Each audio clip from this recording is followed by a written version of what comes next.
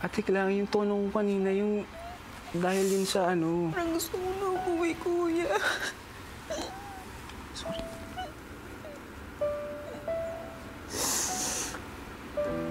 Hindi ko ka-gets. Ba't mas galit ka pa kay Bianca? Siyang ay nasabon ko kanina. Ate, hindi nga ako galit. Promise, hindi ako galit. Baka masyado malayo na agwat ng mga edad natin. Nahihirapan ako. Ate, nalulungkot lang ako, okay? Kaya nga ako nakipag-usap sa'yo na maayos. Kaya nga ako lumapit.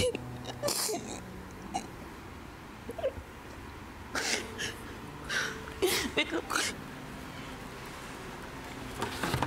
Toto, hindi kita mag-gets, Das. Kasi kami ni Bianca, after nun, niyakap ko siya. Sabi ko, sorry. Hindi ko mag-gets, ba't mas galit ka? Hindi ko saan nagagaling-galit ni Dustin? Ate, nung oras na yun, parang pakiramdam ko na